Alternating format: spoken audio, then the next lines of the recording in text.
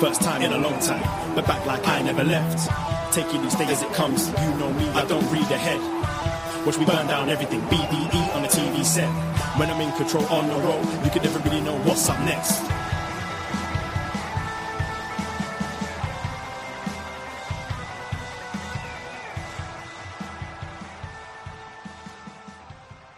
Hello. Hello, hello, hello. Braden Herrington here with Davie Portman for Up Next. You found us at postwrestling.com and, of course, whatever podcast app you use. And, of course, it's Tuesday, 10:05 p.m., which means we are live on youtube.com/postwrestling. Hello, YouTube room. How are we doing? hello. Yes, hello. All the NXT friends. And for some reason, I'm hearing myself and I'm like, oh my God, I have our own feed and I can hear myself saying hello. And I'm like, oh my God, that's what I sound like sometimes. Is your YouTube on? I was going to say, I'm looking you at your eyes dancing around. I'm like where is it coming from? Where is the tab?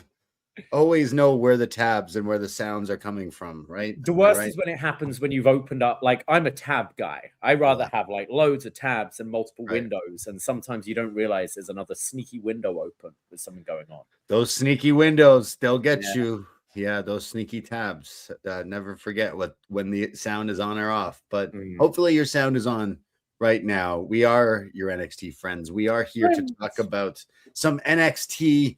Oh yeah, the fallout, the hangover from a Vengeance Day. As we talked about, we went live right here at Post Wrestling on Sunday afternoon, a nice brunch, Sunday brunch, where we discussed NXT Vengeance Day. So go hear all our thoughts on that if you haven't already. But we're here to talk about the show goes on. The wrestling never stops. And just a few days later, we're here to talk about tonight's episode of NXT and a whole lot more. But absolutely, it feels kind of strange at the moment because it is, of course, stand and deliver season. Of course, take a shot every time we say that on this show. But for the next few weeks, you know, when like we're going through that time right now in AEW where there hasn't been a pay-per-view for 3 months, and then you'll have other times of the year where you'll have like all in and all out, like weeks apart from each other, followed by Grand Slam. Remember, like a couple of years ago, you basically had 3 huge events in the space of 4 weeks. It kind of feels like that with NXT right now because we just had Vengeance Day later than usual. We've now got this big Booker T appreciation night in Houston next week. Yes, we'll go there later. And then Roadblock MSG and then Stand and Deliver, which is, of course, earlier than WrestleMania because it's on the 4th. It feels like they're doing their equivalent of Rumble and Elimination Chamber in like 3 weeks. It just feels like we got a load of big NXTs all in once coming up. I feel like, okay, I'm just speaking like what I'm thinking is maybe with the whole roster shakeup and call-ups, like maybe they weren't sure about what they wanted to do and what they were hoping to do. I mean, we saw them cancel that one show and maybe they wanted to move some things around and not make WrestleMania weekend as busy as it once was before. And I don't know, I'm sure there's a few reasons. Like we said, Vengeance Day just on Saturday was the first time NXT did a PLE in the Performance Center in quite a long time. Like, so it's definitely different time. The rehab of NXT, the comeback season. Yeah, I mean, it almost feels like a bit of a new season going on now. We've had some call-ups. It's now, obviously, we have your Rickies and Ethans and your people like your hangovers from the previous era. But this does feel a bit of a new season of NXT, which is a interesting time because normally we're used to it after WrestleMania, whereas it started like the month before. And I would totally imagine there's more call-ups to come post WrestleMania season, like a Raw after Mania. I'll still say I think that would be a great spot for someone to show up, and I'm sure there'll be even more post Stand and Deliver and post WrestleMania. But yeah, stand and deliver season, as they said it quite a few times on this show. So we can still say that it's not WrestleMania season, it's stand and deliver season here at NXT and upNXT. So we will be doing a show. You'll be away, but I will be doing a stand and deliver show with John Pollock. I can announce that now. So look forward to that on Post Wrestling to talk all about.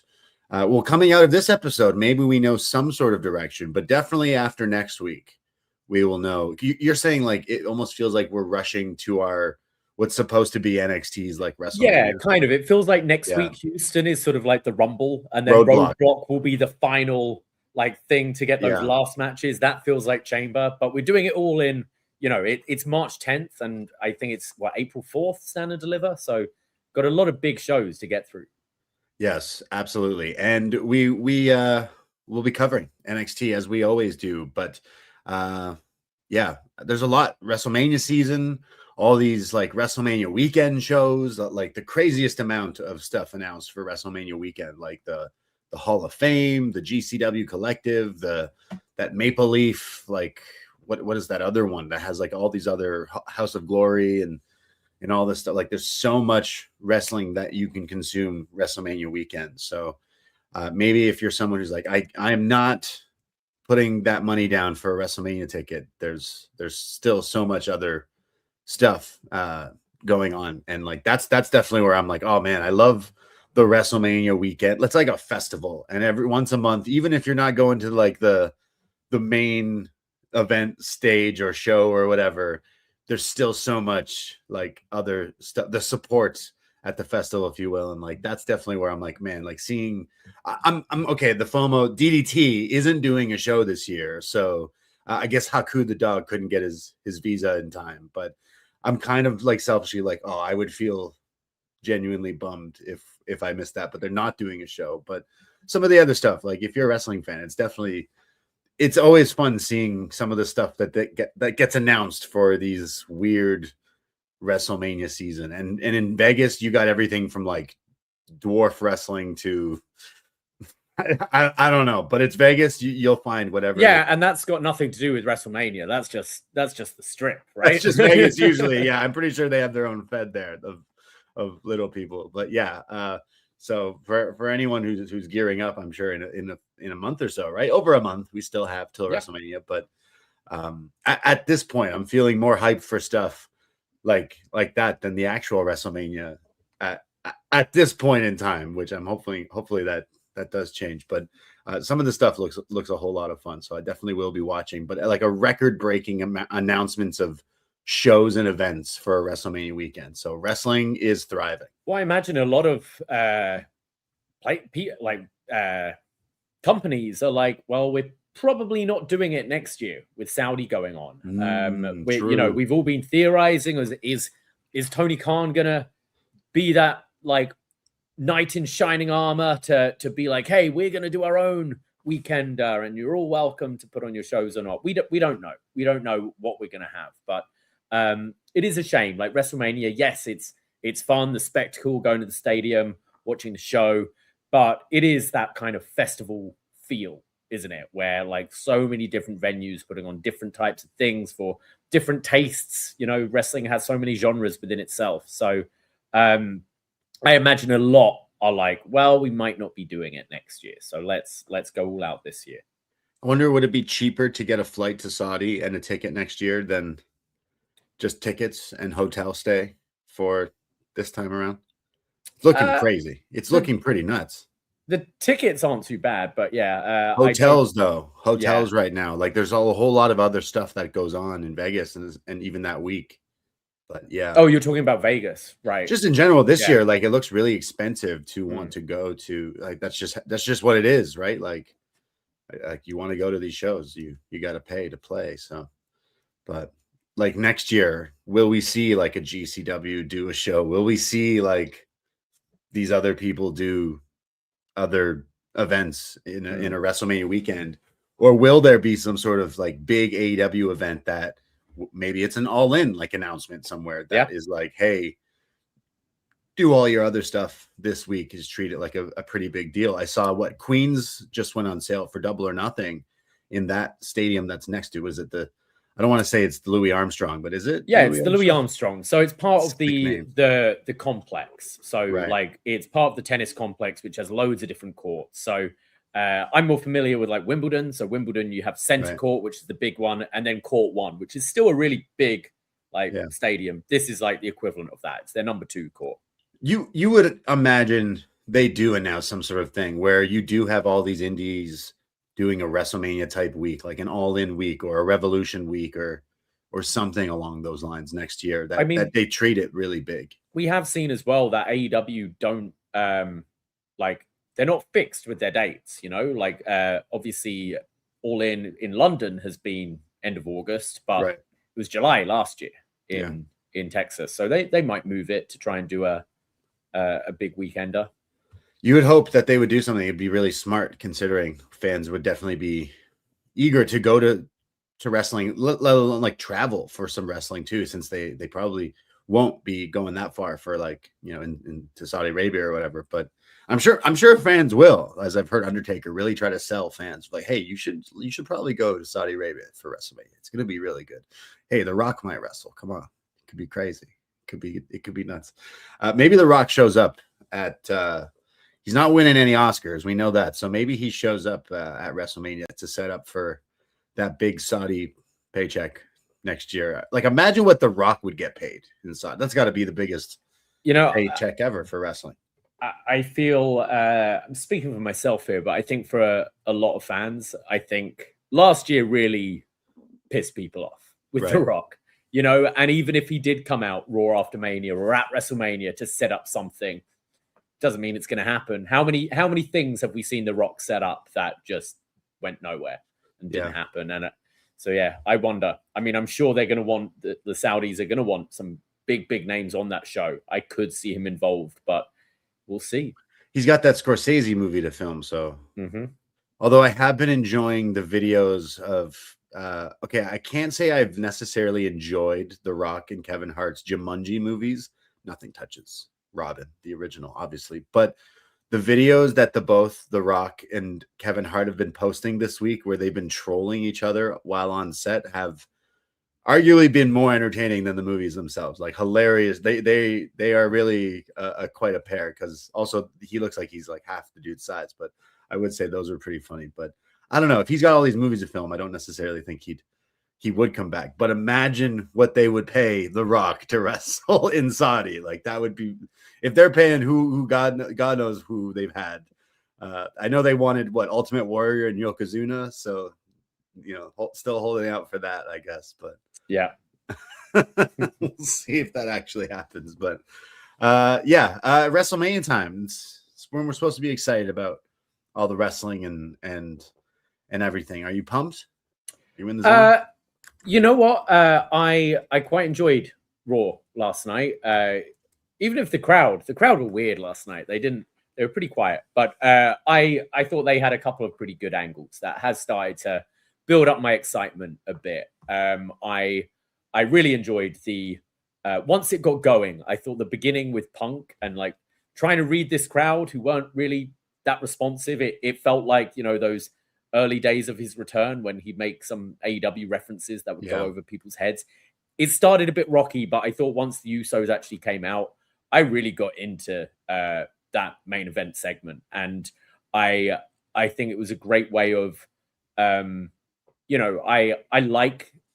we had this at the beginning of Triple H's booking, the remembering what you've done before, not just treating everything as, you've turned babyface now, so you're a brand new character. We forget everything. They've done more of a good job of you remembering your history and the history of these characters. And I thought Punk,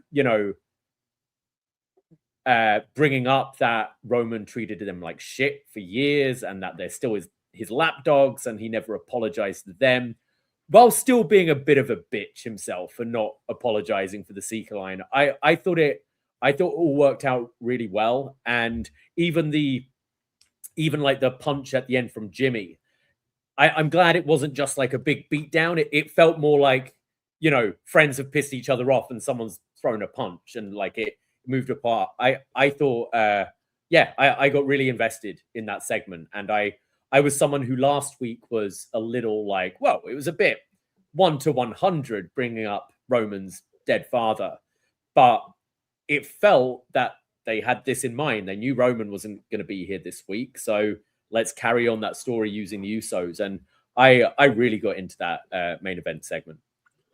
Yeah, like I don't mind bringing up that kind of stuff because I think we've set it on the mark when this match was definitely set up. Like Punk's going to be doing a lot of this carrying the promo because there's totally going to be dates where Roman's not here, and this was one of them. So it was good use of not having him while Punk saying that, like bringing up, like he was using Twitter at the Elimination Chamber with Roman and stuff. So like they're definitely towing a line of, you know, the reality and yeah, that off comment from last week and stuff. But yeah, I liked it. I don't know if will it set up to, like, we've seen Punk won the title by beating Jay, right? Like, will we see this lead to some sort of match before? Like, there's 5 weeks till this big matchup. I would like some more face-to-face promos between the two of them, but yeah, I think fun. Roman's pretty much on every episode. Okay, good. From next week on. I might be missing one, but I think his dates were I think between Chamber and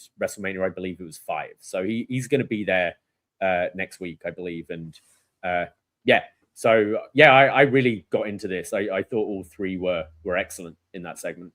What are the Usos doing at WrestleMania? Are they going for tag titles, or?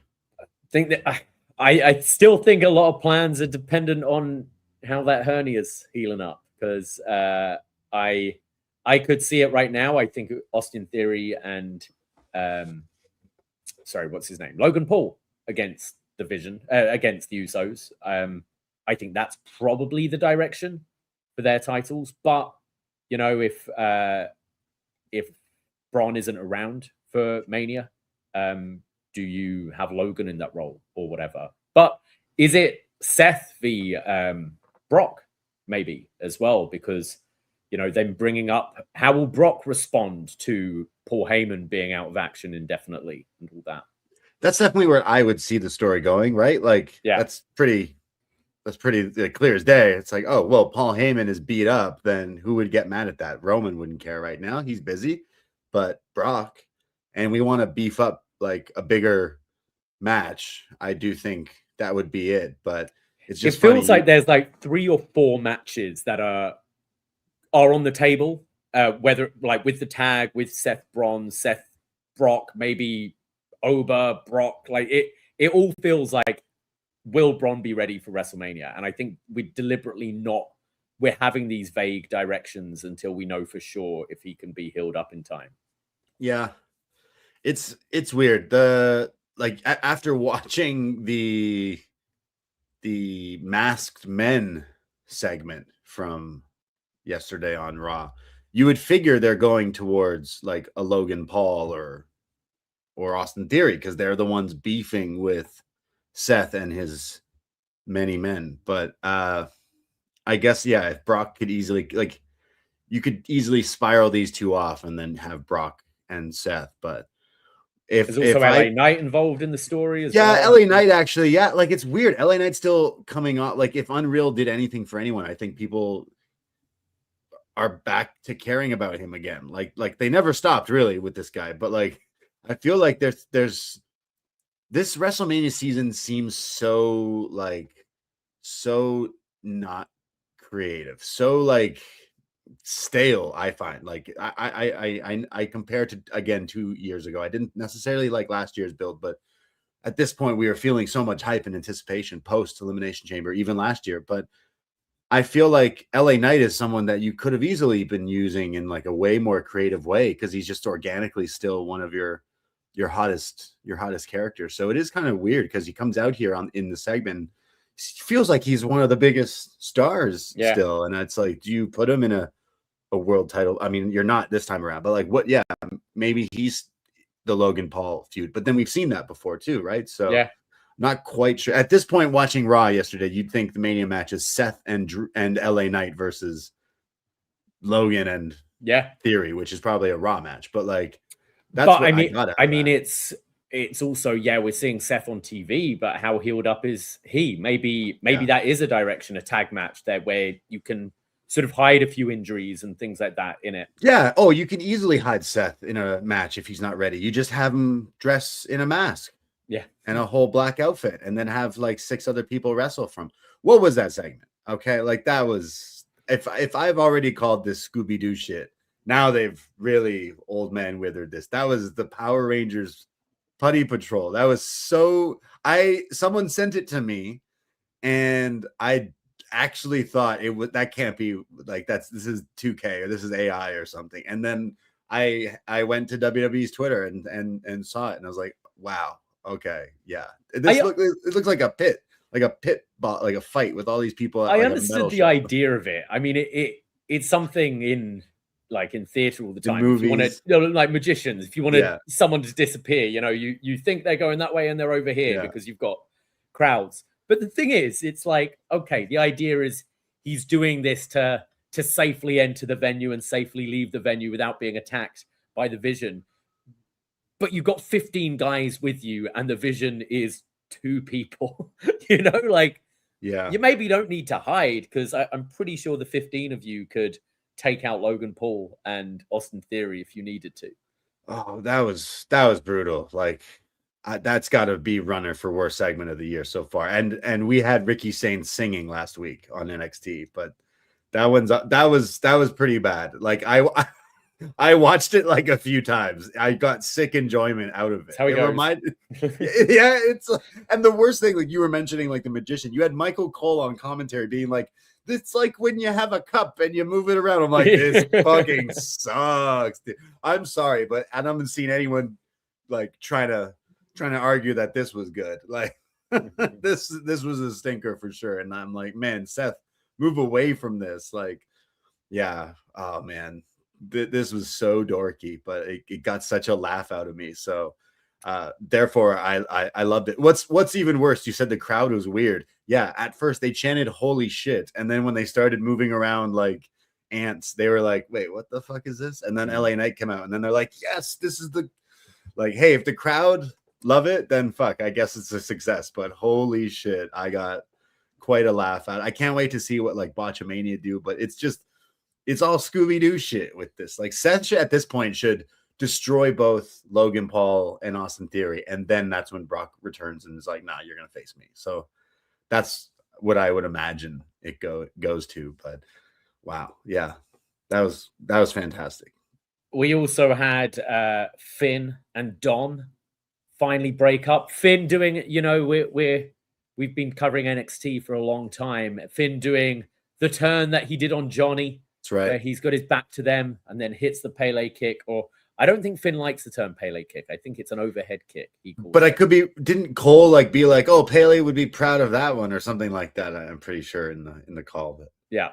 And then the whole of the Judgment Day turning on Finn. JD, his long-term friend, taking him out. And so, yeah, I thought this was done pretty well. They teased it for such a long time. But now we're finally getting Dom and Finn as a direction for Mania. Yeah, that's a pretty big match. I feel like this story has had some people invested, and the Judgment Day has been ongoing for quite a while. And I feel like Finn finally doing this, plus the stuff with Punk in the past little while, like his stock has risen. People seem to like give a shit a little bit again. Yeah. And he's reminded us like, hey, I can still do this. And I feel like Dom is just one of the hottest characters in WWE right now too. So yeah, this should be a fun WrestleMania match, and it's not for any title, right? Because Penta took that belt from him. So yeah, you could see it kind of going either way as well. It would be nice to see Finn get a big WrestleMania win, but I don't know. Dom, like I said, is kind of going, like, has kind of, he's got momentum that eventually maybe you put Dom in a bigger spot down the line, but I don't know if he needs it right now. I'd go with Finn, but down the line, yeah. I mean, I could see, I think we've said this before, but if Punk does retain at WrestleMania, I think Dom taking the title off Punk down the line would be a great move. Right. Dom taking it? Yeah. Yeah. Yeah, true. Other stuff, we have Bayley win the gauntlet, and she'll be facing AJ Lee next week. Get the feeling from this, AJ, maybe we're not sure how long she's sticking around, so let's tick off some bucket list matches. And wait, did you say AJ or Bailey? Because you could probably say the same. Oh yeah, thing, both of them maybe. for sure. I feel like Bailey is gonna be all elite with her friends. You do? Maybe. I don't know. I feel like she's got like she's done so much here, and I just don't know. Like I am interested in seeing AJ and Bailey, obviously, because that's a first. That's never happened, right? So that's cool. But yeah, I think Becky and AJ still the WrestleMania match, right? Or would you do like a triple threat or four? Yeah, I'm wondering at this point whether you've done the singles at Elimination Chamber. Like you either want to add a sort of stipulation to it or something. The match would probably be better with Bailey involved. And you've got the story of Becky being the one who took out Bailey and robbing her from WrestleMania last year. So you could have Becky come and some fuckery next week and trying to kind of ruin Bailey's time again going into Mania, and that be a way to get Bailey involved. And will probably be a better match for it with AJ's like level at the moment. Yeah, I would agree. I think the others would elevate it if you were to do like Lyra, Becky, Bailey, and AJ. That'd be pretty good. I could see that happening. Was there anything else from Raw? I think they were the main takeaways from Raw, but I enjoyed the show. Some big angles. They've started to like pull the trigger on a few things to get the ball rolling for Mania, which was what was good. What else do you see being added? At this point, I think Gunther Ray. I think right. at the moment, I can't really see much other direction. And Ray not being involved with Dom or anything like that right now, I could see that being a match. We said earlier, like I think a lot is dependent on injuries. Like there's probably 4 or 5 matches that affect that. We've got Liv Steph, we've got Rhea Jade. Probably I'd say the SmackDown tag titles will be the multi-person match, or maybe even on the SmackDown rather than the main show. Trying to think what else there is. I must admit, I might be enjoying Danhausen. Nice. Yeah. I mean, he just comes out and makes some jokes. I feel like it's the most WWE, like it would work instantly. Like it's a good fit, is it not? Like I don't need to see him wrestle, but I think coming out and throwing some t-shirt, I did laugh. He threw like 5 t-shirts to the same bloke. I don't know. I've kind of enjoyed him in this role, and I was thinking like if they still did remember that, like you'd get the Silver Vision videos, which would be compilation of like greatest WrestleMania matches, and you'd have someone host it. I could imagine him being in that role, like a Scott Stanford kind of role, just Danhausen running down stuff and things. So I think they've actually done a pretty good job with him, and he's been inoffensive. And I prefer this than what he was doing in AEW anyway. Yeah, like he never really, he's always been this comedy character wrestler more so than just an actual like bell-to-bell wrestler. So I think this would fit with a WWE audience more so than like maybe hardcore wrestling. But I also saw that he like brought his original, like he had a designer for a lot of his merch before, like previous years, and that he's like made a deal to make sure this guy has come on and helped design his merch even going forward with WWE. So I super respect seeing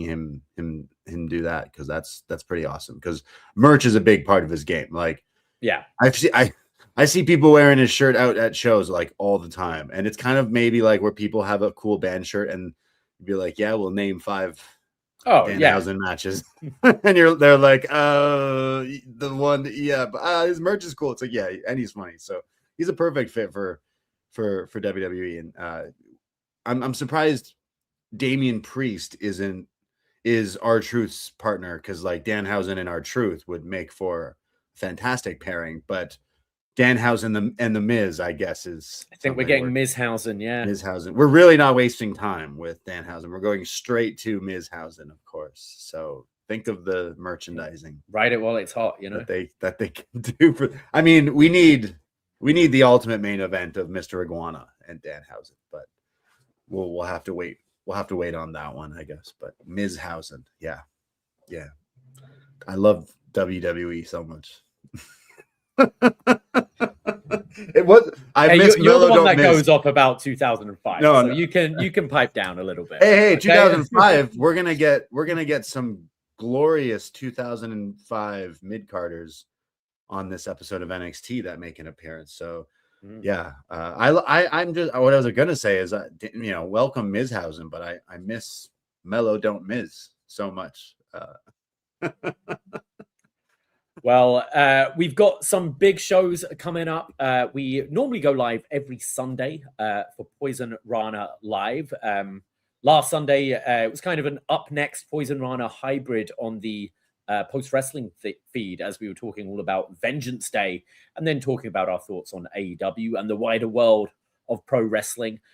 With Revolution taking place this Sunday, we will not be going live on Sunday. However, we are going to be going live on the Poison Rana feed 1 p.m. Eastern on Monday. So a bit of a lunchtime Poison Rana on a Monday.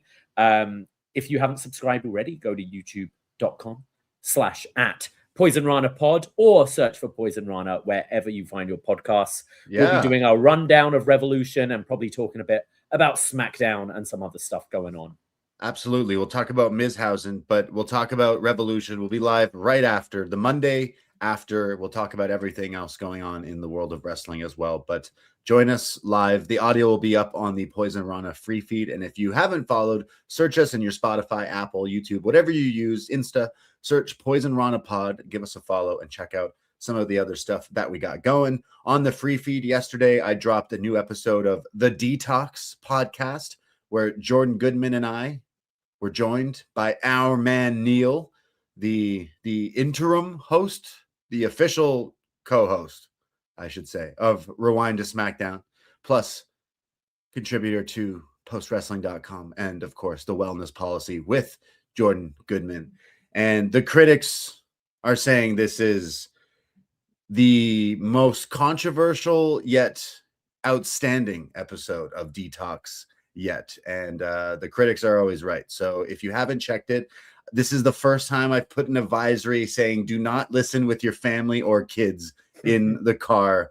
But go check out this show. Our man Neal and Jordan recently went to Disney. We talked about that. Plus Neal drops a giant bombshell that almost made me pass out while recording a podcast, which you've never made me do, thankfully. But Neal's a fucking gross ass dude. So listen to this show. Okay. To hear I'm this. intrigued. It is terrifying shit, to be honest. Intrigued. It was very, very scary. So I'm really selling this show, but you got to listen to it only by searching Poison Rana in your podcast feed. But we've done tons of other shows on our Patreon as well. We have our own Patreon at patreon.com/PoisonRana. It's $5 to become a friend. You get a whole month's access. We've done some awesome shows, including 2 big best match ever pods. First, we looked at AJ Styles in TNA wrestling. We even linked awesome best 7 AJ matches from TNA. And then we did part 2, best match ever, AJ Styles in New Japan Pro Wrestling. So we've been covering AJ all through the career, and we go through, review, rate, and discuss the best matches. We look at Wrestling Observer, Cage Match, etc. And we discuss which ones we like the best and nerd out about AJ Styles and his TNA, New Japan. Those are some awesome matches to go back and watch. So yeah, pour one out for AJ Styles. But that was a ton of fun. We've been loving this little series. We've kind of had a little hiatus on the Champ is Here. Don't worry, we'll be getting back. But we did the Champ is Here to honor the great John Cena and spending 1 episode a month roughly going through his and every single one of his title reigns. We've so far got up to 14, so we've got 3 left plus the US Championship run. But then AJ dropped a bombshell on us and retired, so we had to honor him as well. So this is part 2 of, I think, is going to be like a 3 or 4 part series looking at the greatest matches of AJ Styles. No disrespect to John Cena, but I much rather enjoyed watching AJ Styles best of than John Cena. Just his matches, man. Like some of these are awesome. Whether you have New Japan World or not, you can find majority of everything that we've talked about. And if you're like, oh, I want to go back and rewatch some of AJ with him retiring, we got you covered with playlists, and then we discuss it and talk about it. We will be doing a AJ WWE show, and then possibly an AJ like Ring of Honor and rest of the world elsewhere, Rev Pro and kind of stuff. So down the line. We'll get to that. But we'll also be reviewing in a few weeks WrestleMania 17, a 25th anniversary of, some would say, the best pay-per-view, best WrestleMania ever. We are finally going to review the whole thing in full together, and that will be out in a few weeks on our Patreon as well. So tons of movie reviews on there. There's so many different wrestling reviews, ECW, retro NXT, so much on there. It's $5. We do this. We're independent podcasters, and if you want to hear more and support, you want to buy us a beer, this is the best way. How? By buying yourself some podcasts. And it's WrestleMania season, you know, get in the spirit with the wrestling stuff. We'll be doing a lot of shows gearing up for Mania. So this week as well on the Patreon, we're going to be joined by world champion patron Chris Elliott. We have a little series called Up Yours, where we go to our world champions, our top subscribers, for them to pick what they want us to do. And we've done so many different things, from wrestling reviews. Like recently we looked at the documentary Beyond the Mat, as picked by Jake from the Windy City, as well as movie reviews. Like very recently we reviewed Kill Bill Volume 2.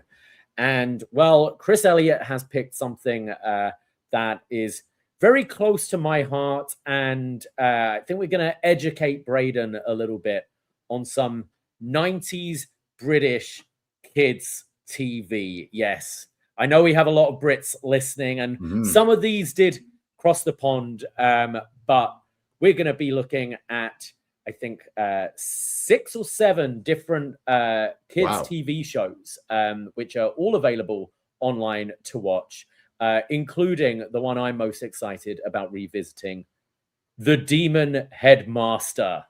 One of the best kid shows of all time, in my opinion. That him? Is that the Demon Headmaster? That's the Demon Headmaster right there. Picturing a demon, but is that the guy from Star Wars? He is a demon. No, he's terrifying. Oh, he hypnotizes kids to do his evil doing, as well as something that certainly crossed the pond. I know is very big here in Canada. Art Attack. Hello, with Neal Buchanan. We'll be looking at that, as well as other shows like Zap, Maid Marian and Her Merry Men, News Round, and Funhouse. We're going to be having a little look at all of these kids shows from the 90s, see if they hold up, see if they translate, and Canadians or Americans can appreciate these shows as well. But very looking forward to chatting with Chris. A bit of nostalgia on Poisonrana. No Mr. Bean in this list? Miss Bean's more of like a family show rather than a kids show. Right. Okay. Fair. This is more like you finish school, you get home, you throw on the kids TV. Right. Yeah. We're gonna get someone who's a Canadian to pick like 90s Canadian TV shows like Goosebumps and Mummies Alive. I'll school you guys too one day. We'll get there. We had them back home. You had Mummies Alive? We had Mummies Alive. We had Goosebumps. No way. We had Are You Afraid of the Dark? Oh yeah. Those are great. Jake's asking no Teletubbies. This is more like Teletubbies is more. There's the channel CBeebies, which is for your younger kids, like your Bluey and stuff like this. Whereas what's crazy? This is more like coming home. You're like 10 years old and you're watching some stuff. Yeah. We're so old that the baby son from Teletubbies now has a baby. We're old. And here we are chatting wrestling.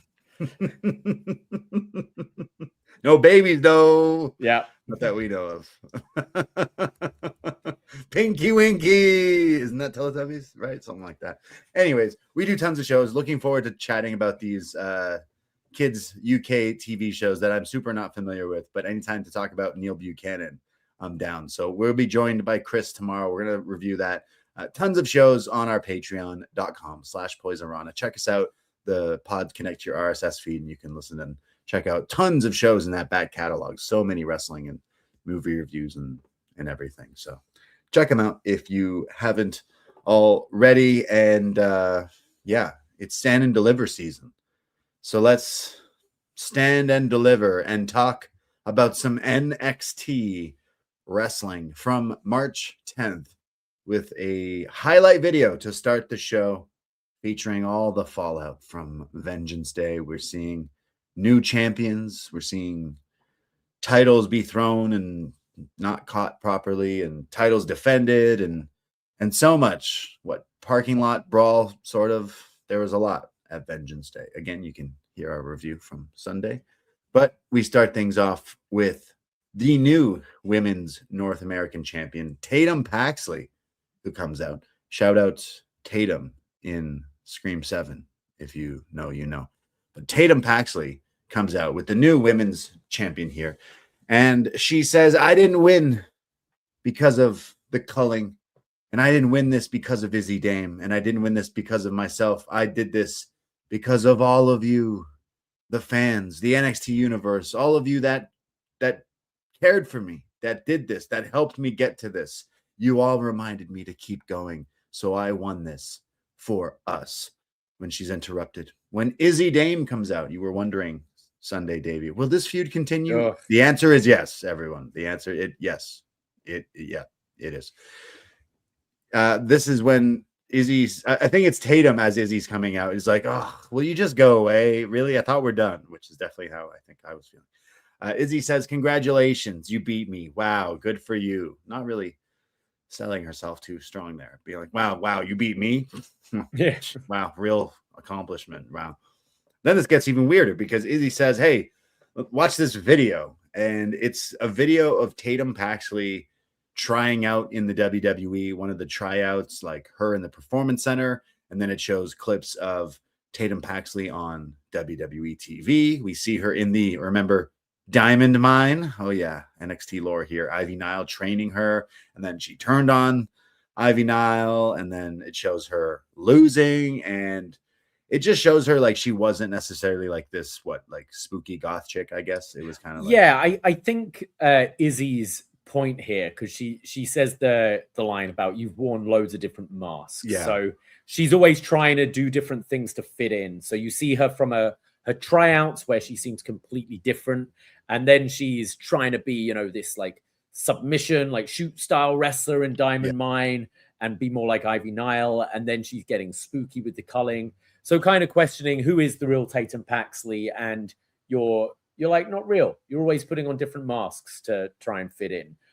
But I do think it kind of came across like, look how great you've done. Like it's just you trying out, and you could have done it. A babyface could have come out here and cued the exact same video, and it would have been a babyface thing. So I don't know how effective this was. I didn't get this at all because it's like, hey, look at your story. You were trying out, you're cutting promos to like, and now you found yourself. And now you're literally a champion. Like, oh my God. So she says, you're not a weirdo. You're just a chameleon. You keep changing who you are.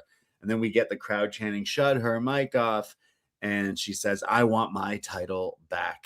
And then attacks her, and a very nice looking power bomb here in the ring, laying out Tatum Paxley.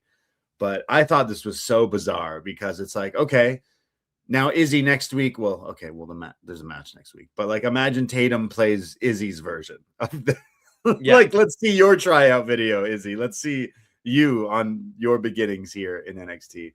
I think I knew what they were doing, but in execution, I thought this was a bit of a blubber. Like, you're showing her story and her rise from being like a tryout to now a champion. This might have worked before the championship match, but the fact that now she's become NXT Women's Champion, albeit brief, she's beaten Izzy, who's setting up this video, as you said, and is now North American champion. It seems a little weird. Whereas I think maybe previously in the feud where Tatum's maybe having a crisis of her character or who she is as a person, that's when you play with this. But now it just felt celebratory. And I think the crowd felt a little bit maybe how we were like, oh, this feud's continuing. Like, I don't dislike Tatum or Izzy, but just this feud has gone on forever. I think a bit later we know next week's the blow off and we'll be moving on after that, knock on wood. But I didn't love this opening this week. I just thought it was weird for a heel to be like, look how shit you are, look how different you are, when it's like, she's come a long way.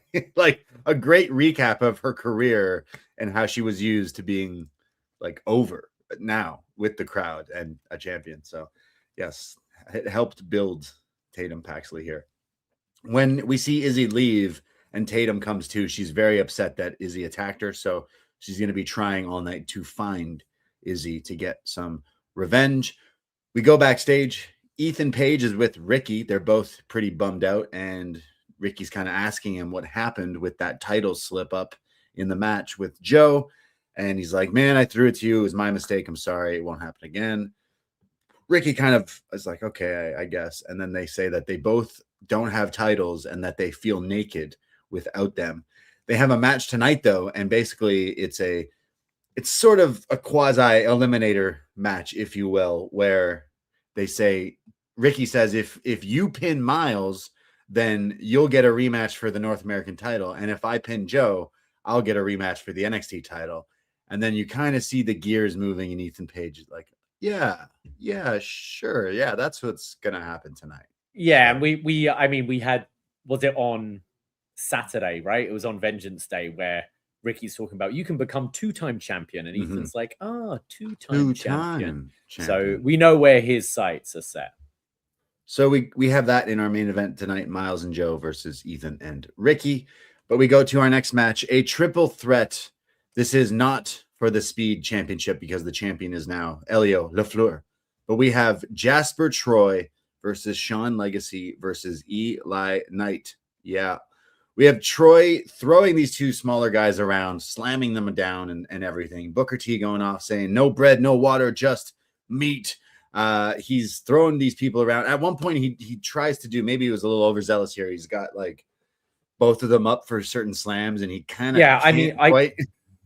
okay, but like the initial, he's got I think it was Legacy on his back, and Eli Knight comes flying at him with this crossbody with quite a bit of speed, and the way Jasper Troy caught him with Legacy on his back, what like I audibly just went, wow, like it was pretty impressive. And yeah, he kind of tried to like deadlift him up in a military press. It didn't work. He then hit the choke slam, but I was still pretty impressed by that initial catch. And the choke slam looked awesome as well. He choke slams Eli on top of Sean, who's already laid out.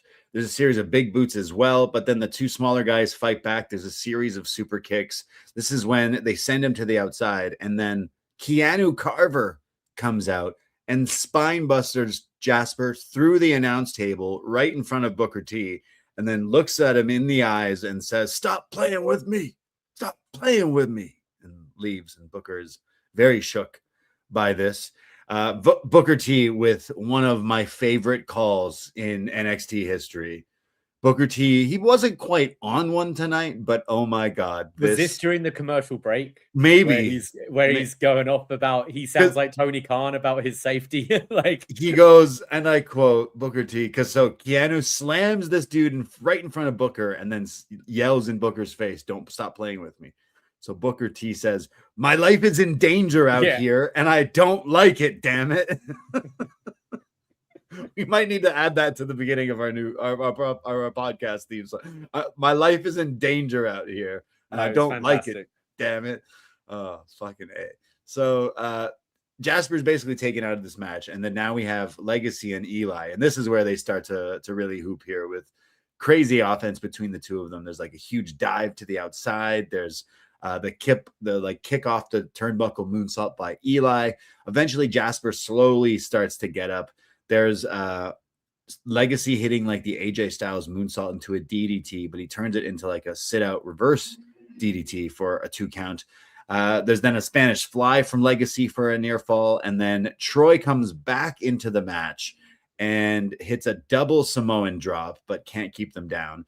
Then there's Legacy with a springboard 450, another moonsault by Eli. This is like kind of signaling the same way Eli lost that speed match a few weeks ago. But while they both hit their jumping moves on Troy, they both pin him at the same time, and the ref rings the bell and declares that both Sean Legacy and Eli Knight are the winners of this match. Just to remind you, this was a triple threat match. Yeah, well, I mean, he was like, fuck it.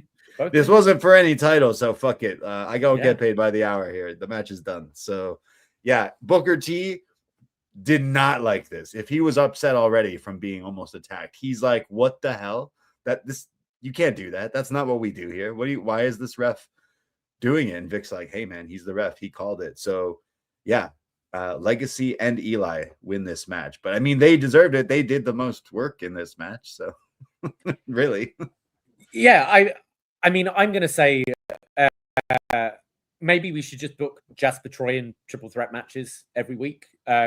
Because he actually impressed me in this one. I think not everything he tried like pulled off perfectly, but he's going for different stuff now. You know, he's not just doing shoulder blocks, if you will, like you were saying the other week. Like he's being a bit more ambitious. I still think there's a bit of like charisma that lacks. And I don't think his size necessarily comes across as impressive as some of the other big men you have in the company. But I thought this was another like good match. And I thought his selling after the table spot, I thought his selling towards the end was pretty good. Still trying these big man moves, but like it clearly like hurting his ribs and things like that. So I'm going to give a thumbs up to Jasper Troy here because I don't normally do that. And we do rag on him a little bit. But again, like I think we've got this pretty nice little division here with Sean Legacy, Eli Knight, and Elio LaFleur, where I'm really enjoying what I'm seeing with them. And I think they've been real highlights in whatever combination they've been in on the show has always been one of the highlights of the show. I think it's something to, you know, be excited a little bit about in NXT. I also quite like that this is, was it the speed triple threat last week when Elio won, or can't remember if it was last week or a few weeks ago. It was recent, but this is the second time now where Knight hits that beautiful looking moonsault, but it's like the Rob Van Dam thing where he hits it and bounces. And the other week he bounced off, allowing Elio LaFleur to cover. And this week he bounced off, which gave the extra second or two for Sean Legacy to make the cover as well. So it's almost like his finishing move has been a little bit of his kryptonite here as well, which I think's a nice little detail. But I thought this was pretty fun, triple threat. If they sell Jasper Troy t-shirts already, I'll be sure to get you one. You heard it here first. Biggest fan. Just a sleeveless gray denim. I'm going to get you giant chains. Chains and they're going to sell Jasper Troy chains. Yeah. I think he looks great when he has these small guys flying around. Yeah. Like again, they seem like pretty young, especially Eli Knight. He looks a lot young.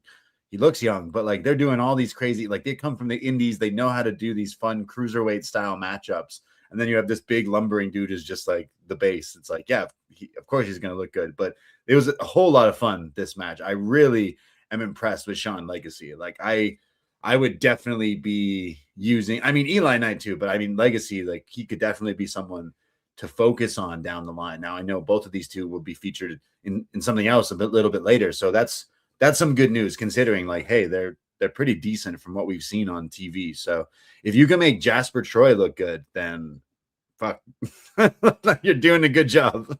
And I think they've done, you know, we're not necessarily LFG fans, but they've done quite a nice job of, you know, us for quite a while knowing that Booker T, like Jasper Troy was his guy. And now this thing with Keanu Carver, I think they've been weaving it in quite nicely. And next week being Booker T Appreciation Night, I feel Keanu Carver, might be disrupting that a little bit. Is Stand and Deliver or is that like maybe the roadblock? Keanu Carver versus Jasper Troy, the big men match? Yeah, probably. Put Josh Briggs in that too, maybe. He's still I want to know, is Booker going to get physical? Is Keanu Carver going to take out Booker T? Booker should wrestle Keanu Carver. Yeah. At Stand and Deliver. Sure. Yeah, why not? I don't know about that, but we'll see.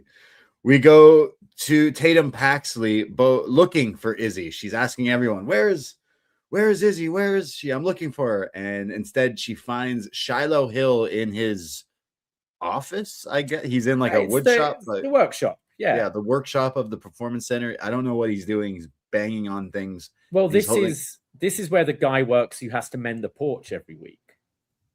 So, but it's paper. Well, this is like metal. You still got to mend it. It was just tape fixed this week.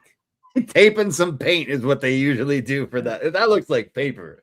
That looks like that paper skateboard just as a wall. But they have a little workshop here, and he's got like a tire iron, and she says, I can't let Izzy leave yet. I need to get revenge. I need to beat her up. And he goes, well, I could make sure she doesn't leave. And he holds up the tire iron. So then he starts laughing like, ha ha ha, because was it recently with him and Vanity Project and the car and everything like that. So this guy's gimmick is now mechanic here at NXT. So he says, I can fix that.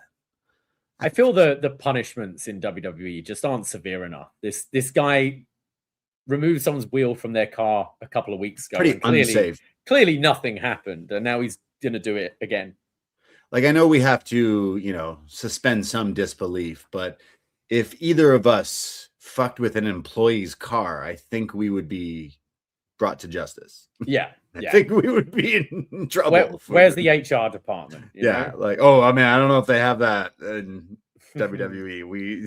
Time has proven that's pretty much not a thing. Yeah, I think there's a couple of lawsuits going on involving that. Yeah. So more on the car thing later, car trouble. We see Uriah Connors backstage working out, preparing for his match with the Birthright. We have Ariana Grace, who says she successfully defended her Knockouts championship, and now it's your turn to win a match tonight. Lexis says that Charlie is stubborn, but he should come around. But don't worry. Did you make the call? And Uriah responds, no, but my dad did, and they're on their way. Who is on their way? And who did Mr. Connors and Mr. King, right?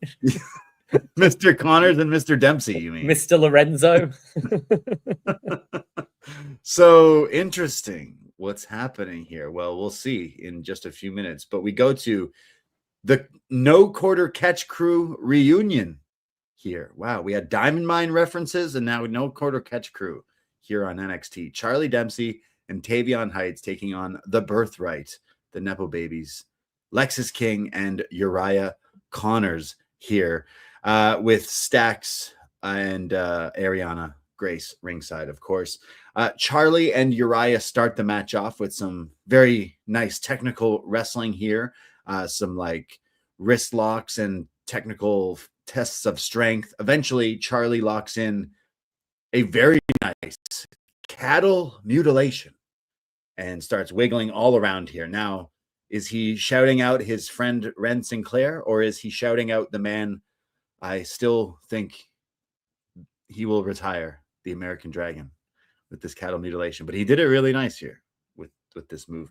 Eventually gets out of it. Vic Joseph and Booker made me really laugh because he mentions that, some of these guys, obviously have famous fathers, but because of that, they've also been trained by William Regal, Finlay. They start naming off like all these other famous British wrestlers, and then it's a pause, and then Booker T's like, "Yeah, I beat them all," and Vic is like, "Yo, shut up, dude! No, Stop living in the past." I think he said Dave Taylor. Yeah, I think Robbie Brookside and Johnny Saint. Right. Booker T has faced none of these people in his career. I'm like, man, there's a Johnny Saint Booker T match out there. I'll have to check that out. And the fact that Booker had just been going because NQCC, and he's going, why are we living in the past? Why are we talking about the past? And then, Dempsey's been trained by these great British wrestlers like Dave Taylor and Johnny Saint. Beat them all. And Vic, very quick. Why are you living in the past? And just a bold lie here. Wow. Like, can I believe anything this man says? And okay, like when it comes to Regal and Finlay in a second, like, I think of the... But he didn't mention Regal or Finlay. Like, we know the connection, but they didn't train him. Yeah. That's so funny. Wow, of course. So Tavion tags in now, and he's with Uriah, and he's doing some suplexes, a few belly-to-bellies. Tavion does do very nice suplexes here. Eventually, Tavion hits, like, the big E spear to Uriah. Like the spear through the ropes to the outside? Yeah. Very scary spot here. Connors looked like he landed upside down. Cracked his head, I thought, on this. Yeah, I was really scared for him here. So at this point now, they roll Connors and Lexis King is back in the ring. And Charlie and Tavion are together on the outside ringside here when William Regal and Fit Finley show up, stare down Charlie, and as Tavion goes to go into the ring, Charlie grabs him, pulls him out, beats him up, throws him back in as Uriah hits the like running shining wizard type move, and then Lexis hits the rockabye baby, the coronation, and the birthright get the 1, 2, 3 as Sir Regal and Sir Fit Finley watch on, and now since have posted photos of them with the birthright behind the scenes. So why were they out there? What were they got in relation to this? Like, where's Mr. Dempsey? Were they? Yeah, they work for. I thought Fit Finley worked for the other company. I was wrong, I guess, but no, that's his other son. I thought William Regal worked for the other company too, but I think he was the spy. I love seeing these two guys. You know my love for mid 2000s mid carders, and they were all fighting. Fit Finley, Regal, Booker T, Redacted. They had some great matches back in the day that I used to love on SmackDown and stuff. So I got a great smile of seeing Regal and Finley show up on TV. But look at it. You got Regal, Finley hanging out with Lexis King, and then Stacks. Yeah, just what does not belong here? All these nepo babies and Stacks. I'm by marriage. It's just like bulldog in the hearts, you know. Yeah. Like you can marry him. Stacks is gonna be at Lex. I'm fucked. I love seeing these two guys. I don't know why I love this so much. I'm like, fuck yeah, William Regal. I've been waiting for this, Charlie Dempsey. You mustached man. I've been waiting for the proper Regal Jr. So it is, you know, we talk about wrestling a lot and we follow it a lot, and we know these people because we see, such and such as you know, Fit Finley's kid has been signed by the PC and all this, and they're renaming him Uriah Conn. We know all that, but how many people of your like CW audience don't know any of that at all, and might not even know, like, Fit Finley isn't around as much as Regal is. You know, Regal's been an on-screen character still relatively recently, whereas Finley, apart from when you see some pull-aparts where the producers are involved, he really hasn't been since he was a active wrestler on SmackDown, right? Like, so I wonder how many people are just like, sorry, who are these blokes and what are their relations? Because, you know, we do the thing in NXT where we change the name, and sometimes I get it. It's like you don't want the pressure of being a second or third generation superstar. It's also trademarking, obviously. But then when the whole story is just playing so much into who your dad is, and quite often they're talking about their dads in the same way that they talk about superstars who've been released, you know, where we can't mention their name, but I heard you had a tag partner once who left you, and it's like, I believe your dad is someone who wrestles as well. Like, fuck, just Uriah Finley, you know, like it's just not too late to change the name either. Like you could easily do that. Same with Charlie. Like Charlie Regal. So funny that the whole birthright of people with names that are not anything related to their father. Well, remember, Lexis King came into NXT and then he was like, yo, fuck my dad. I'm gonna be completely different from him and change my name and everything. And then now he's like, yo, nepotism rocks. So I like this. I've been calling for Charlie Dempsey to do something for what feels like for a very long time. So like that is great. And then seeing, is it like Finley? It's crazy. Like watching David Finley show up on AEW Dynamite with the shillelagh, which was a nice touch. But then his other kid here, like on TV, like that's super cool. That's awesome. So I'm interested in where this goes. You know, honestly, if you removed Lexis King, Stacks, and Ariana Grace, these two are as this gimmick, fucking sick. So sorry, Stacks. I like the unit. I do like the unit, and I like Stacks. But you know, I didn't love the match. Didn't think a whole lot of the match. This was more to build for the angle, and I'm all for it. I'm looking forward to see what these guys can do as a group. You know, Dempsey has just been. He's essentially been a manager for like the last year. It feels. We've rarely seen him wrestle. So hopefully it can take a bit more of a serious direction with him. I really want these two to, like, especially Charlie. We've watched him for a long time here, but I want to see more from him. I want to see what Uriah can do as well. So this is a step in the right direction. And I like seeing people with their dads in their, like, they should show up. They should, I don't think we're going to see them, like, you know, frequently or something, but it would be nice if we got to see like a promo, or like maybe they film something tonight and then we see it next week, you know, kind of thing. But I wouldn't necessarily expect to see Regal or Finley like return or talk or something. But I don't know. Like, this was more so Regal showed up to convince Charlie, like, hey, you're joining these guys. And then Charlie's like, all right, Dad, I'm going to do it. All right, Dad. Yeah. So, yeah. The birthright. They're going to take over NXT in the future. But yeah, I like seeing these two. Regal and Finley used to beat the shit out of each other on SmackDown. So I liked seeing these two. I got and Booker T, he was thrown in, and Benoit and a few others. But that was some good wrestling. We'll see what their kids can do on NXT. So yes, Charlie, you got this. What's Wren gonna think about this though? Right? Who's her dad? Mr. Was it the old Sinclair? Ring of Honor? Yeah. Yeah, Sinclair TV broadcasting. So we go from the turn of the century, Charlie Dempsey and his dad, to the Culling, who are trying to leave the performance center, and they find out that their car is fucked up.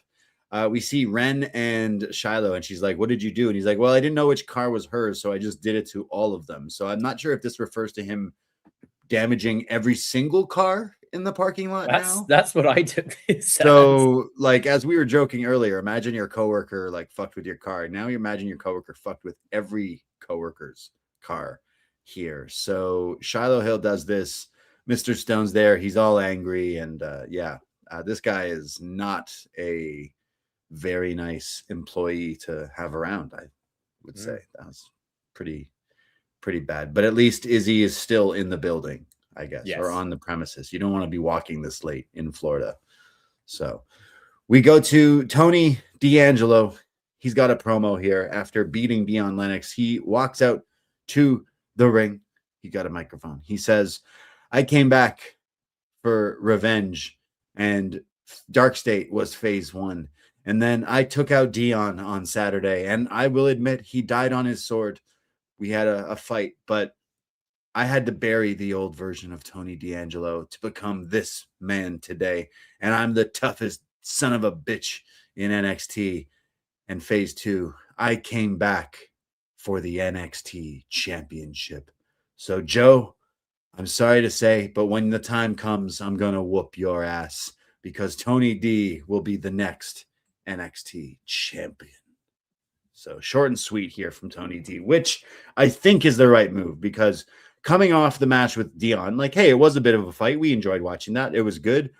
I think thinking back to weeks ago when he cut that big, like, you know, return promo, it was kind of a fumble, and it was a lot of just like blabbering on, where here he's like, I'm back. I beat their ass. Joe, I want the title. And I was like, wow, this is all we really needed from you. And he comes across way better written like this. And I totally noticed the difference from he's leveled time. Up for sure. I think he looked great on Saturday. And I think with the hair and the new look, I thought for the first time he looked like a main eventer. It was rocky. I think they probably had other plans to start with, because, you know, he was taking out Oba and Javon before they settled on Dark State because they moved up. And it was a little rocky. I thought this, like, his mission statement was really clear and to the point. And I like the stuff like, he's like, you know, normally I would sit down and break bread with you. Like, I've got no reason to dislike you, but you've got the championship. And this time it is personal, because I personally want that title. So I think I see it being a 4-way at Stand and Deliver. Me too. Tony, Joe, Ricky, and Ethan. But yeah, like, Tony, he's turned me around. I've enjoyed him as a mid-card character before, but now it finally feels, and I think we'd have both laughed, you know, when he was facing Ilya for the title. We're like, really? You're not going to have this guy as NXT champion? I can totally see this guy being NXT champion within a few months. Actually, I would go with him to be honest, as champ. I would have him win at Stand and Deliver with this version. But I think having him do, we joke like the Sting gimmick, he looks like Bane to me from Dark Knight Rises, but he comes out, he looks mean and serious. And then, he cut this like really bland and weird promo weeks back that I was like, ooh, that was kind of rocky, but they've clearly like figured what he is right now out. So I am liking this new version of Tony D, and mentioning like, hey, the old me, you'd come to my restaurant, we'd eat some mid-looking pasta, and then we'd have this whole cartoony feud where I'd put you in a trunk. But instead, I'm telling you right now, I'm gonna whoop your ass and take the title. So a much more updated version of this guy. And I think not having him be the mafia cartoon character and doing this, he's a serious badass dude, I think in the long run could really work. As much as I think I was banging the drum of like, hey, it's WWE. Look what fucking people like on that show, on Raw and SmackDown sometimes. And over the top Italian mafia putting people in trunks. Yeah, it's overdone and overplayed and maybe borderline racist. But I feel like it's WWE that there was like, people may have probably connected with that. But I think this is the way better option. This is the way better version of Tony D'Angelo. The Pokemon Evolution did him right. So I'm now saying that I think he should win at Stand and Deliver. We need a face-to-face with him and Joe in the near future to really set up that story as well. But yeah, short and sweet here from Tony D, and I liked it. We go to Sol Ruca, who's getting ready for her match tonight, with Lola Vice, who walks in. And she's like, hey, good job beating Kalani on Saturday. And Lola says, it was so good knocking her out. She says, well, how are you, Sol? And she says, well, I'm okay. I got this match today, but stuff with Sol, Azaria, and, and Lola says, I know, Mama. But next week, you're going to win that title. And then when you are champion, I could be the one to face you at Stand and Deliver for the NXT women's title. And Sol's like, oh, okay, I'll think about that. So the match is a little bit later. But yeah, everyone's calling their shots now. Yeah. Stand and Deliver season. I don't think Lola Vice versus Sol Ruca is happening at Stand and Deliver. I'm not buying that direction. No. I don't think that's the direction, but I like when people let everyone should want to be champion, right? Yeah. And everyone should be calling their shots. Exactly. Yeah. We see Wren Sinclair is with Kendall and Myles, and they didn't really seem to care about Charlie here. I thought that earlier when she wasn't watching. Maybe they weren't watching. They're normally watching on their iPad the week after. They're on a delay, so it's true. They're focusing on the speed match. They don't have time to watch the other stuff. Myles is champion, so they care about him, and he says that he's teaming with a champion tonight, but he can't seem to find Joe and prepare for their match. When Wren says, oh, that's easy, like I can find him. So they walk over to the little kitchenette in NXT, and she says his name, and he appears, Joe Hendry. And she opens the fridge, but he's not in there. It's just a cake in the fridge. And while they're all investigating, some more Scooby-Doo shit right here, Joe Hendry appears and says, oh, hey, guys, what are we looking at? And they go, what? Joe, aren't you supposed to be in the fridge? And he goes, been there, done that. Anyways, I'm here now, Myles. Let's game plan for our tag match tonight. And then the camera just pans over. And in one of the most puzzling, head-scratching things that has happened on this show, Wren, Joe, and Myles find Kendall stuffing her face with this cake, with her bare hands, shoving this cake into her mouth and face, like basically Steve Aokiing herself here with this cake. And then they're all like, what are you doing? She's like, what? I was hungry, and starts eating this cake. What? This just needs to be a running thing now. We just need to every now and then just see Kendall just fucking pigging out on food. Am I crazy? What the hell is this? What was this? She wanted some cake. She wasn't wrestling tonight. What the hell? She had a big workout during the day. She needs some cake. Yeah. I was flabbergasted. Wasn't the character I was expecting to be stuffing her with cake, but I'm all for it. Out of any person on the show, what the fuck? I have some questions. Doing this show, watching NXT and reviewing it here at Post Wrestling for years now. I've learned that I have to let things go, but this one, I need some answers. And I won't let it go because why was she just stuffing her face with cake? What the hell was this? I'll ask her. What's her What? Twitter? How was the cake? It also looked like a cake from like not even a Costco cake, like a Publix cake or something. I don't even know what kind of cake that was. Looks all right. What? Yeah. Whose cake was it? Whose birthday was it? Oh my gosh. I gotta let things go. But man, what of like her character is like she's a champion, she's a wrestler, she's like, why is there a cake? Later in the night, someone's birthday. Later in the night, this same person who cleans off all the cake, I guess, says she wants to be in a major match for a title. When in this, she's basically the comedy, like shoving cake with her hands into her mouth. Like it was Stack's birthday last week, so maybe it was Stack's cake left in here. Over. Yeah, maybe. I don't understand. I'm sure there's other weird things that have happened in WWE and NXT, but I don't know why this bothered me so much. Like this girl, like Kendall, should be a big deal in WWE. If I was them, like start booking things around her, like now. Like I see star with Kendall Gray, and then here she is. Maybe they're like, we need to see if you can, are you like Kurt Angle, like you say you are? Let's see. Go eat a cake. Yeah, some personality. Let's. I guess, but wow. Okay. So like I've asked her how the cake was, so there we go. See if she replied. Yeah. It was pretty generic, like basic blue dye. Yeah, some icing, and yeah, I'm sure it was yummy. If there was one cake that you would do this to, what would it do? Because I did have some bomb ass tiramisu earlier, but I used a fork, to be honest. I used a spoon.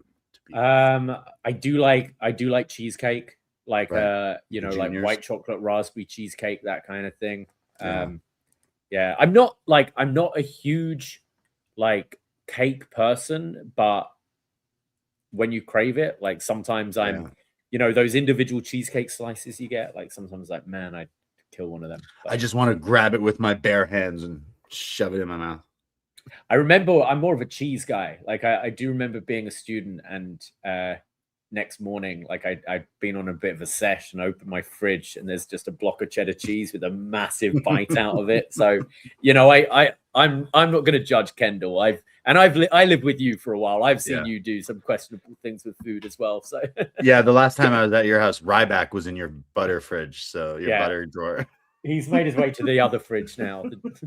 The beer fridge. He's having a moment at the moment. But yeah, we're going for like a Ryback gimmick here where she just likes to eat. Yeah. And anyways, I still think she should be JC Jane's stand and deliver opponent, but maybe her gimmick will be, like I said, Steve Aoki. She throws cake in people's faces or something. Oh, wait, there's an update. What's the update? An update here. What's the update? The cake. Now she's got pictures with the cake. Yeah, or like her new render is her new WWE render is her picture with her in this cake. What am I missing here? What the hell? What is with this cake? And she just found this like stranger's cake and just was it like her birthday or something? Maybe it was her cake. When's her birthday? Yeah, they didn't tell us that though. I really wish that we've talked longer in time than this whole segment even took place. But okay, trying to find her. Either Kendall or Wren's birthday. Please tell me it was. But I feel like they would have said that on the show. But so funny. Like she was born on June 15th. Come on, it's not even her birthday. But Wren Sinclair's is May 25th. Yeah, I don't know. So I don't know. What's so with the funny. cake? Yeah, love it. I don't get it, but I don't know why that bothered me so much. But I was like, what? Why would she do that? I feel like they really are trying to get the Kurt Angle. Like, hey, we know you can do some suplexes, but like kind of comedy chops you got here. Yeah. She's like, all right, I'll eat a cake with my bare hands. It's like, okay, cool. Anyway, so we won't spend any longer on any other segment than we just did, but all-timer segment with Kendall eating the cake. So we go from that to Fatal Influence. come out because it is Lainey Reid taking on Sol Ruca 1-on-1. We see clips of Sol Ruca's WWE 2K26 in the game. I guess the Soul Snatcher's in the game. Would you give that to your creative wrestler? Yeah, it's pretty cool. Yeah. Maybe not as a finish, but I think as a nice signature or would be good. Yeah. Yeah. Well, Sol versus Lainey. Sol has the offense here, beating down on Lainey and eventually gets her into the surfboard. Not the submission, but where she literally stands on her and surfs surfboard, which annoys Lainey and tries to come back at her. But Sol hits this beautiful looking X Factor. You dealing with the X Factor. She gets everything she'll ever want next week in the title match. But for now, she's beating up on Lainey. She hits a monkey flip. This is when JC and Fallon start to distract, which allows Lainey to hit this like double stomp, like sending her into the mat face first. As we go to picture in picture, Sol gets put into a very nice looking gory special, one of my favorite wrestling moves, turned into the gory bomb, which is awesome. One of my favorite moves to hit on younger siblings or girlfriends in the pool. The gory special is where you have them like backwards, right? And then when you let go and like face slap. But I thought Lainey's looked really good here on Sol, but only a 2 count. Sol comes back with a stomp of her own into the corner and then a drop kick and a really big knee. Lainey counters another big move with a blue thunder bomb. Lainey really hitting the big moves here, but only a 2 count. She goes for the gory special again, but Sol gets out of it. I think this is where she connects with the X Factor and then beach break. Am I crazy? Or was that the Orange Cassidy beach break, considering Sol is a Soul Surfer? But Lainey kicks out of that as well. And then this is when Lainey like almost blocks a Soul Snatcher and hits a running crucifix bomb, goes for like a V trigger, but it's missed.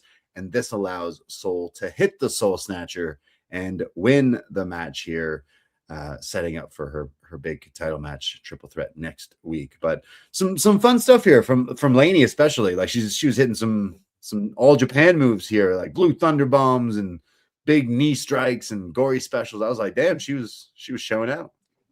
Yeah, I thought Lainey really impressed here, and she's impressed a few times recently. I think she's someone who seems to be leveling up a lot. This was probably my favorite match on the show. I just thought it was a really nice wrestling match between the two, and Lainey looked great in defeat here. I feel like I'm hoping soon that Fallon and JC both move up together as a tag team, and I think that's maybe when we could see Lainey Reid shine. And if we're moving forward, with maybe a Kendall Gray as champion, Lainey down the line, if she can build up some personality and improve on promos and things like that, the wrestling's there. So I like this a lot. Yeah, her wrestling, like we don't necessarily see a whole lot of her, but when we do, we're usually like, oh, hey, that was pretty impressive. And I think she's definitely got some of the wrestling down in comparison to like a lot of people who've even been here before her here in NXT. Like she's doing some pretty impressive looking stuff. But yeah, I really like this and could definitely see that would be a good direction. Like have them graduate essentially, and now she can be like her final form here in NXT, because she's like the Fatal Influence 2.0 version, right? Like, yeah, like she's someone even down the line could be the leader of her own one, and with some other younger people recruit.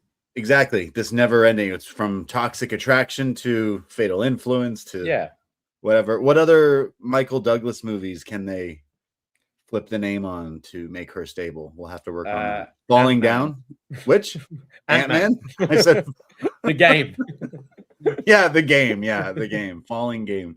Shout out Michael Douglas. Love him. But Lainey Reid looking pretty good here in this match. And we go from that to Mr. Stone with Eli Knight, Sean Legacy, and Elio LaFleur. They're talking about the speed tournament because he is the champion. And Mr. Stone says, I don't know how to figure out who the next challenger is for your speed title. So guess it's going to have to be another speed tournament. And even the champion, Elio, is like, dude, please, no, come on. That takes too long and it sucks. So let's do something else. So Stone is like, all right, I'll think of something. When they're interrupted by the Vanity Project, the NXT Tag Champions, and Jackson Drake. They come in and they go, ugh, enough with this speed title. You're looking at the stars of Stand and Deliver for NXT's brightest new stars. And trust me, says Ricky Smokes, we can go longer than 3 minutes. And says Stone, we're waiting to find out who our number one contenders are. And we want you to be creative and cook up something clutch. Yes, they speak in Gen Z. And they walk away. And this is where Legacy says, you know what? Actually, screw the speed title. Don't really care about that. Hey, what if me and Eli were like a tag team? And Stone says, yeah, I see what you're putting down there. So Stone has a few ideas involving tag We team. almost called this the other week. I think Yeah. didn't we say Eli and LaFleur as a team? But Right. Legacy and Eli works for me. Absolutely. Yeah. That could be an awesome match from what we've seen with these two and Vanity Project. Like, yeah, definitely. down to see I hope that. they win. I think Vanity Project and these two would be fantastic and real shot in the arm for this tag division. I did notice Elio LaFleur's Speed Championship still has the X logo like on the strap. Like Twitter? Because it started off as the Speed was only Twitter on X. title, yeah. It was the Twitter title. Yeah. It's not like a side plate, but it's actually like embossed in the leather. I was like, is that the X title? And I was like, oh yeah, it is. Should we get it for the set? Should we get the speed title? Championship? Is that Sure. something you would be interested in? The speed title? Could Big Tom, Pure Fandom, hook us up with the speed title? It's not as good as my Divas Butterfly title I'm still looking for. So if anyone wants to part ways with the Divas Butterfly, hit me up. Because this got to be a collector's item. Remember when they were selling like what was it, $50 24/7 replicas? Yeah. Yeah, we didn't realize what was going on, and then was it the house show we went to at? It was $100. Yeah, we just kept seeing people with the 24/7 title. We were like, what is so going popular? on? Why is everyone wearing their 24/7 title? I've never seen anyone wear that title. And then we found out because they were selling it at the show for $100. So it's like someone comes home, it's like, I spent $100 on a title. Oh, what did you get? The 24/7 title. Okay. I think I'd choose the speed title over that. It's colorful. It's got like the rainbow in it and stuff. It's not a bad looking title. Yeah. I think. Yeah. It's pretty cool. So we go from that to Blake Monroe being interviewed by Blake. This guy, Blake, finally. Blake Howard. So Blake Howard and Blake Monroe. And Blake Monroe says that Jada made me bring out the evil side of me. And when you play in hell, you get burnt. And she says that now she can focus on the biggest show ever, Stand and Deliver, my first time appearing, and I will make it bigger than ever. And she says that it will be all about me in St. Louis. And this is when Howard's like, you mean St. Louis? And she's like, no, that's not it. When Tatum Paxley walks by and says, hey, you guys seen Izzy anywhere?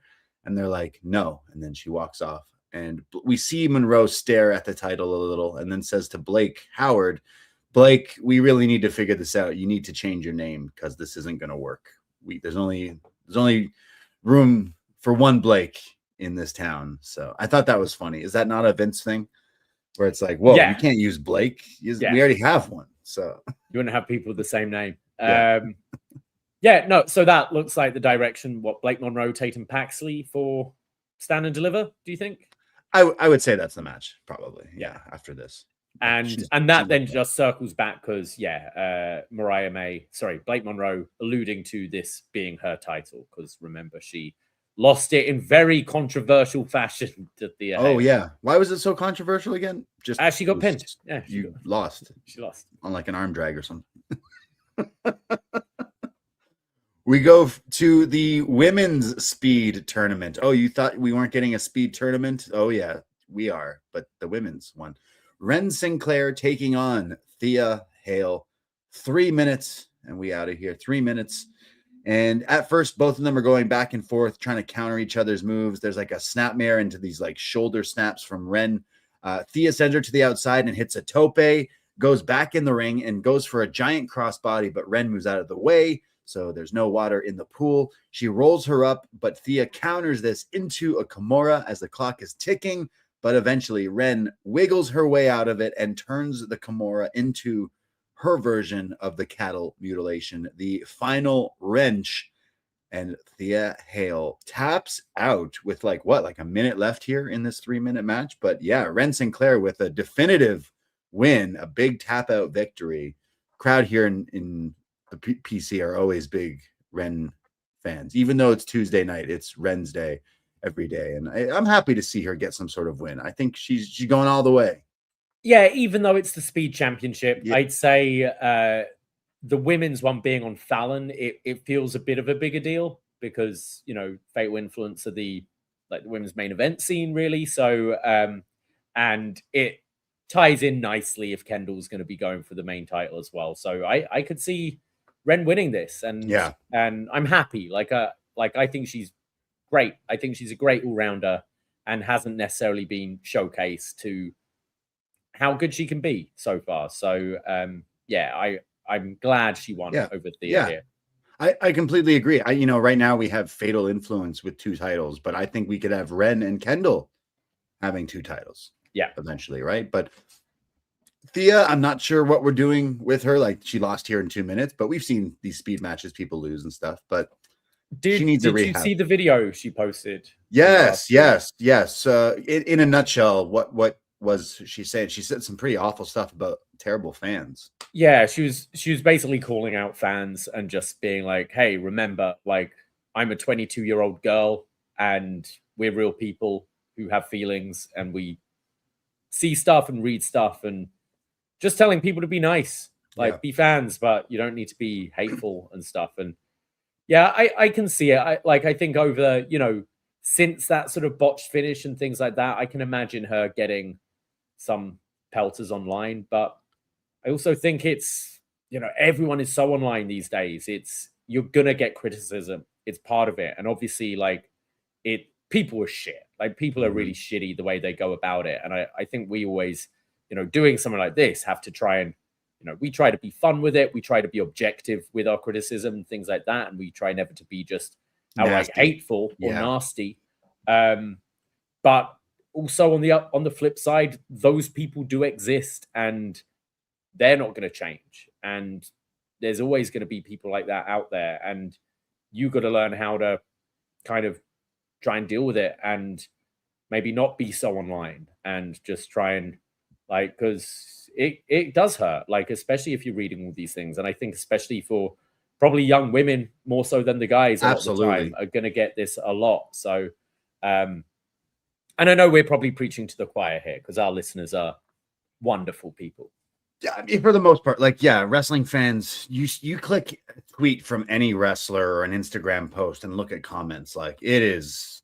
It is a wild world out there on the internet. So yeah, I could imagine some people in Spotlight, not even just wrestling, maybe don't be online as often just because you're getting some crazy stuff. We've seen with wrestlers talking about people, breaking into their fucking houses or meeting them at the airport.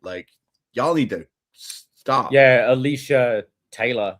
Is it Alicia Taylor? Yeah, the ring announcer put out a post as well about just people being creeps and stuff. The airports, the hotels, and on top of it, fucking shower, please, deodorant. Fuck. I totally feel for her. This is a 22-year-old girl. I can only imagine some of the stuff she gets online. So I feel for her definitely, and for all of these people. Yeah, you're in the spotlight, and you're going online, and you unfortunately this is the world we live in. With look at all these other things, not even just wrestling, pop stars, musicians, actors, anyone in the spotlight. It's crazy. We get weird messages once in a while. Imagine what actual famous people get. Could not fucking imagine. So, and if you're listening to this, write a nice message on the comments here. Yeah. Write us something nice you like about us, okay? And explain why Kendall. I really try and do well with timestamps now because people got fucking nasty about that. So I really try to remember to do that. People can get nasty with us, but we're always going to be ourselves and appreciate people who listen. And I I saw that from Thea, and I felt for her for real. I see these. I've seen firsthand the hotel or the airport people, and it drives me mad. So when I see wrestlers going off about that, was it the Bucks at the airport who do the airport signature? They to the faces of these people, they're like, do they just scribble on the fucking things? They're like, we're not even going to look at you in the eye. Just here, it's time.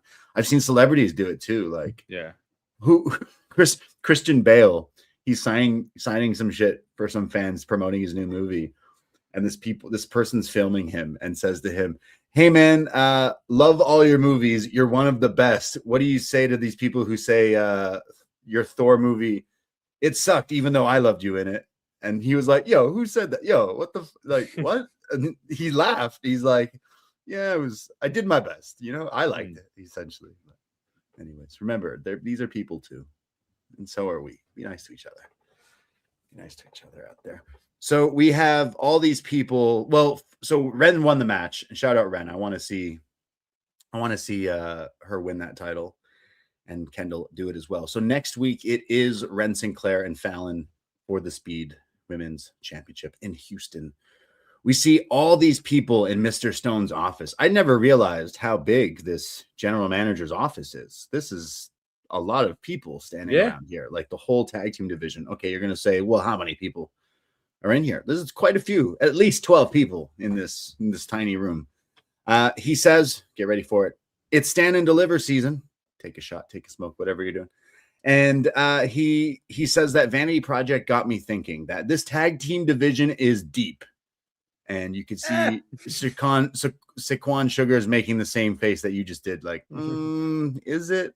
And he says that we're going to do a tournament, and the winners of the tag tournament will go to stand and deliver. Isn't that kind of how we were calling for the Dusty to return like weeks ago? But yeah, this kind of annoyed me because the Dusty is right there, right? Yeah. And they move it around the time of year, but they've done it for like stand and deliver, or Brooklyn, which was kind of like stand and deliver before stand and deliver. And like, it was just do the Dusty. It's got some prestige within NXT. Yeah. And then, sorry to like skip ahead, but announcing you've got the Americanos taking on Vanity Project next week, which sounds fun, but some of the fun from previous Dusties was having other talents in it. And like, man, I know the Americanos, they're not necessarily one of the top acts on Raw or SmackDown. They're more of a comedy act.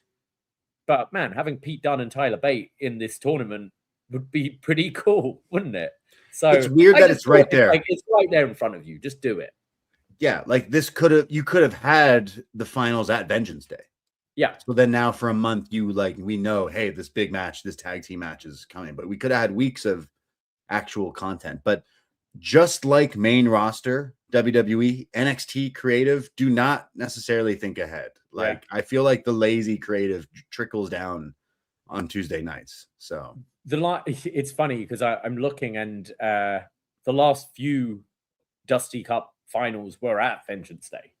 Two years ago with Bron and so it's like, the Wolf Dogs. So I haven't heard that name in a long time. The Wolf Dogs. Weird that you could have just done it, but it's a tournament anyway, so don't call it the Dusty Cup, but it's a tag team tournament, and there's going to be all these people. OTM walk in, and they yell at Dark State, and they say it's on site probably, and then they attack Dark State, so everyone starts to brawl. More on that in a little bit, but yes, a tag team tournament coming soon.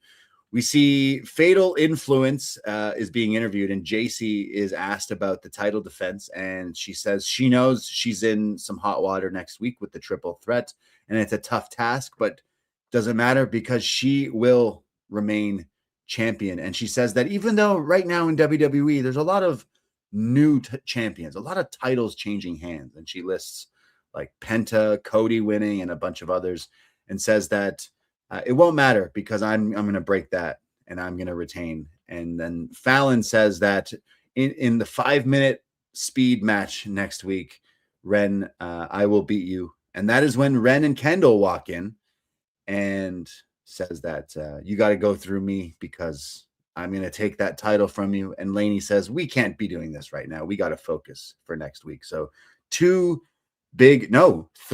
big women's championship matches next week in Houston on NXT. So a big NXT next week. Yeah, with pretty stacked. 3 women's championship matches. So we'll see which ones will change hands. We see the Culling trying to leave. I guess they got their car fixed. I'm not sure. Or they could just take an Uber, right? Like, imagine you're an Uber driver and then Sean Spears tries to get in your car with whatever the fuck he's wearing. I'd be like, you know what, bro? I'm canceling the ride. Sorry. No tip is good enough, dude. And he's like, no, I'm sorry. And he's like, are you wearing contact lenses? Is that a skullet? What is that thing you got wearing? No, you're not getting in my car. But as they're leaving, Tatum Paxley finds Izzy. Hey, Izzy, and then attacks her, and it's a pull apart in the parking lot. This is when Mr. Stone shows up and says that next week we got to settle this once and for all. The big blow off match: Izzy Dame, Tatum Paxley next week, women's championship, North American title in a steel cage match. As I said, I want this feud to be over, but at least, this seems like the blow off. Like, Blake Monroe has kind of made it clear that she's going to be going for that title. I do expect that to be the match. And it's sometimes awkward finishing feuds that have gone on for a while, right? Because why wouldn't Izzy want a rematch? Right. You as a viewer, like, we've watched this for 4 or 5 months, it feels at this point. But yeah. I'm okay with it. I think once this match was announced and we know it's not necessarily going all the way to Stand and Deliver, sure. Yeah, blow it off on TV. I would imagine it's Blake going for this title, or even like a multi-women ladder match for this title. So you could easily put Izzy back in this mix too. But next week, cage match. I think this is the right decision. Like, if you're going to, blow it off, sure. Cage match seems to be the way to do that. So yeah, especially on NXT. So surprised it's not weaponized. Isn't that true? Dollhouse cage match, like a Ravens rules match or something, right? Tatum's rules match, something. Are we going to see Tatum do the Tatum spot from Scream in the cage? Scream 1, I'm talking about. Oh, like Tatum the friend in the garage, right? Yeah. So maybe we'll have, like, she gets stuck through the door, and then the garage lifts, so you could see Tatum get stuck through like the door of this cage. Maybe, I don't know. I've been watching too much Scream lately. You see more. I think I'm going on Friday. Ooh, nice. Have you not been spoiled yet? Nope. Wow. No. It's interesting. It's a good movie. It's not a good movie. I liked it though. So I know you love Scream as much as I do, if not more. Yeah. So I know you're gonna have a good time regardless. So we'll definitely talk off air after you watch it, because I've low key been waiting for our discussion, but I don't want to ruin it for you. Well, we are recording a new Behind the BDE on Monday, right? Mm-hmm. So yeah, I'll make sure I've watched it by then. Right. Yeah. We see more Mr. Stone. He's a busy guy now, being this interim GM. He says he's got, get this, Stone says Raw and SmackDown keep texting him. So all these superstars want to be on Stand and Deliver because they know they're not going to get booked at WrestleMania. He says we have 3 women's title matches, and then now announced we're going to have Hank and Tank versus The Birthright next week. And that says because OTM and Dark State got in a fight, that they are out of the tournament. When Vanity Project walk in and go, I really appreciate giving us the few weeks off, because next week in Houston, Ricky says, I got a few birds lined up next week in H-Town. And he goes, no, you're not going to have the week off, because next week, all 3 of you will take on El Grande Americano with his Lucha Men. So, yeah. Stephen in the chat saying, I imagine the Americanos will be one of the replacements for OTM and Dark State. Could you see Americanos winning next week and being inserted into the tournament?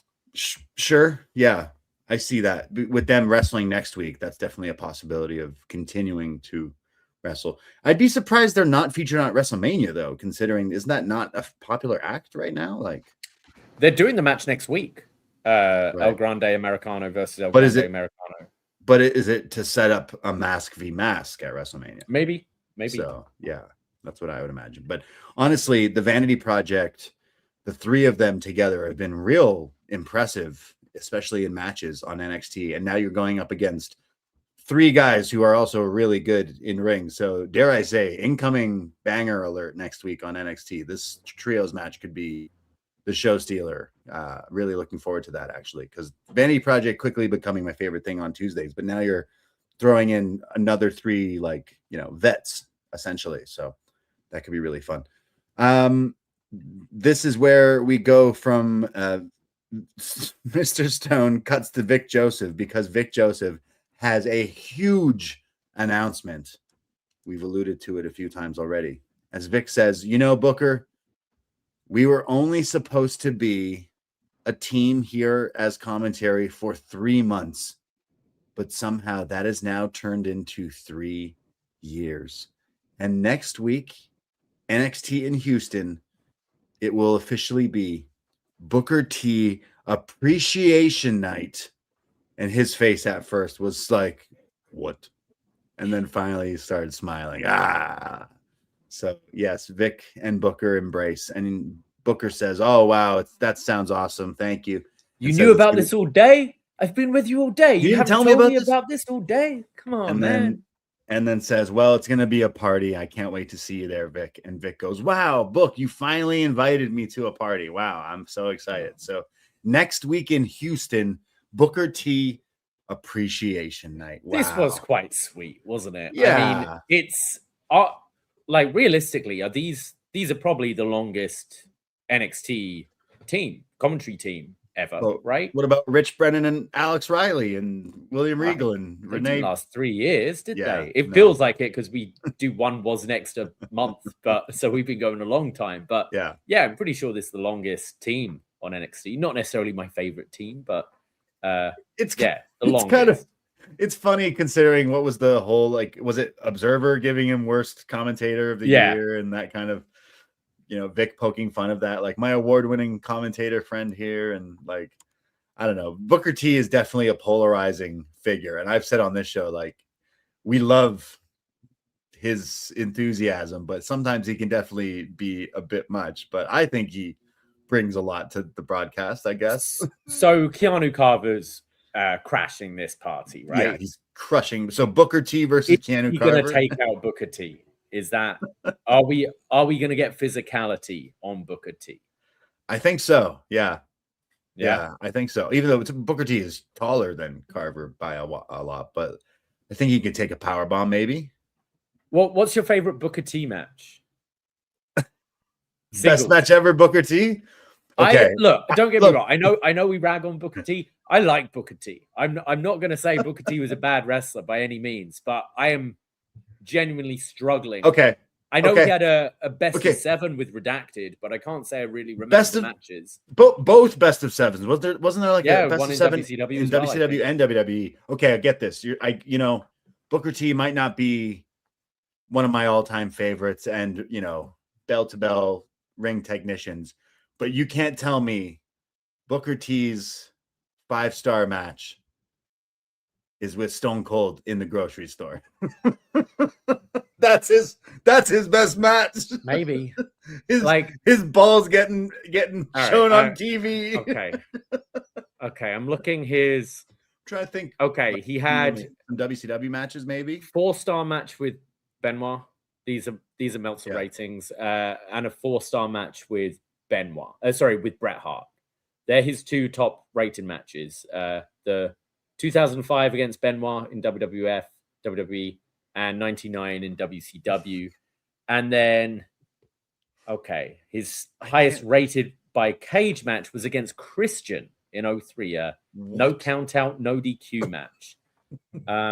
That's his highest rated match. I don't like Booker T's not a bad wrestler at all, but I can't really think of many memorable matches he's had. As you said, maybe that grocery brawl. I'd love the grocery store fight. It's great, but it's about Scotty 2 Hotties had better matches than Tell me you didn't just say that. All right, let's hope. Best match ever. Dean Malenko versus Scotty 2 Hottie. All right, 4 stars. 4 stars with a 7.59 rating. Go back in the archives. Listen to Best Match Ever Backlash. What about? And Booker T. So yeah, they're both level on 4 stars. Booker T's God. highest. Oh, just beats it. 7.68. What about Booker? Stuff in TNA is horrendous. Other than when he's. I'd say there's some Harlem Heat stuff that was probably pretty fun. Yeah, we reviewed old Booker and he's had some fun matches and stuff. We reviewed the last Nitro. There was a fun short match. Was it Steiner? Right? Okay, he's never one of the best, but he was always good at, he has charisma. He had catchphrases and all that kind of stuff too. So he's Trick Willie. Yeah. I always loved Booker T, but I wouldn't say he was always wrestling in ring. I don't think he's necessarily up there as with some of them, but I've always liked Booker T. Him and Goldust, they were a fun tag team. Yeah. We should do a best match ever Booker T. It's gonna be the grocery store match. That's definitely wasn't a match. I know, but it's still I can't him and Boogeyman WrestleMania. That's maybe one of the worst matches ever. I feel like he's had some stinkers, but maybe next week they'll show a highlight package of all the Booker T memories and moments through the years. So next week, Booker T Appreciation Night in Houston. We coming for you next week. Houston, Keanu Carver gonna whoop his ass. We go to our main event of the evening. It is Joe Hendry, the NXT World Champion, and Myles Borne, the NXT North American Champion, taking on Ethan Page and Ricky Saints. And it's like we said earlier, kind of a hey, if you get the win back on the champion, there's a chance you get a title shot, and it might be on Stand and Deliver, but we're just kind of assuming that, and so are they, but that's okay. We have Myles, who's in there hitting some side slams on Ricky. There was a back lift into a side slam, which is pretty cool from Borne. Ricky was this he had the power slam position and then flipped him into almost a rock bottom? It's pretty cool. Looked pretty nice, yeah. So Ricky, Ethan's in the match and asks Ricky to slide him the title. So he does, but he slides it way past him. So it throws out of the ring and he's like, oops. So he's kind of doing what Ethan did to him on Saturday. Ricky is now in there with Myles and he does his rope walk, old school, absolute pose. He then pulls Joe off the apron so Myles can't tag in. So the story here is they keep beating down on Myles and not letting Joe into the match. Eventually he hits the Revolution DDT and then Ethan hits the Confidence Breaker, but then it is broken up. Eventually Ricky and Ethan hit the Power and Glory, the Power Slam and the Top Rope Splash combo, but Joe breaks it up. And then finally Myles makes the tag. Joe Hendry with a hot tag. He's hitting neck breakers, fall away slams, kip ups, the Olympic slam for Joe from a 2 count from Joe there. And then finally Ethan does throw the title into the ring from Ricky. There's a spear from Ricky, and then he goes to set up for Rochambeau, but Ricky Ethan tags him. So the ref is like, hey, Ethan's the legal man, and Ricky starts getting in the face of Ethan. He's a bit confused and everything. So while this is happening, it's breaking down. The ref doesn't see. He's distracted with Ricky and Myles, leaving Ethan alone in the ring with Joe, but the title was slid in. So Ethan hits the twisted grin onto Hendry, onto the belt. The ref doesn't see it, turns around and counts the 3. Therefore, Ethan Page pins the NXT champion. And just as the ref counts 3, Myles tries to break it up and it counts 3. And now he's just in the ring face to face with Ethan. And Ethan points at Myles and says, you're here and I'm on another level here. And then stands up, poses, winning. Ricky realizes what happens, and then he celebrates with Ethan, and they're both celebrating. Ricky's hitting his pose, but Ethan Page has an even more twisted grin than usual, I would say, as he kind of looks over at Ricky like, yeah, we did it. We did it. I did it kind of thing. We almost had a after the credits attack here. I was almost waiting for that here, but I guess a heel can't necessarily turn more heel on a heel. So this wasn't the right time to do it. But yeah, I'm wondering who is going to turn the more heel in this. Right. This wasn't my favorite match on the show, but I'm enjoying the story they're telling here. And I like that all 4 are kind of involved with each other. The stuff, Ethan's been setting up with wanting clearly wanting the NXT title again. But it's a shame if they pull this too soon, because I actually enjoy Ricky and Ethan together. Like, even with the entrances, with Ethan Page behind him doing the fist the pumps gear, to they had Ricky's matching music, gear. gear. We've enjoyed, this extended vanity project, including Ricky and Ethan, has been working really nicely. But I see when we get to Ricky and Ethan again, which will happen, I do see Ethan being the baby face in this. That's not wild. necessarily a baby face, but I see him being the baby face of the feud over Ricky. But I like the direction they're going. I like that there's a few different cooks in the kitchen right now, all going for that NXT title. And I thought this was a enjoyable main event, even though I did prefer some of the wrestling in the other matches on the show. I agree. Like, at least this sets up some story. And I would say Ethan Page has proved time and time again, like, he's got it. He knows what wrestling is. He knows every little thing. Like, the wrestling, he's great. But even like at the end of this match with the little looks that he was going, I know Ricky was doing his pose and looking over at Ethan too, but it's basically the 2-man power trip of like, one of us is gonna crack before the other, essentially. So I like this. I think a big reason I've really sunk my teeth into AEW in the last few months is because they're doing everyone is telling us they want to be champion, and you kind of don't know if, like, are we going to go to this title match? Is it going to be a multi-person? Like, and here you have easily the only two, okay, Joe counting as the champion, he's a star, but really the only two like superstars who not only had a name for themselves outside of WWE NXT, but have come in here, have been champions, and feel like the main, like the only actual stars in this men's roster. And they're doing some interesting stuff, being like, who's the bigger dickhead here? So I kind of like it. Like, Ethan Page has really done no wrong since in this great heel role he's finally landed properly. And yeah, I think the match should be Tony D, Joe Hendry, Ethan, and Ricky. And in the next few weeks, like, Ricky's going to be like, wait, Ethan, you're going for this? And then we're going to have some tension and stuff there. But that's definitely where I would go with the Shawn Michaels in every corner at Stand and Deliver of who's going to walk out champion. And I kind of want Ethan, but I think Tony D needs it more.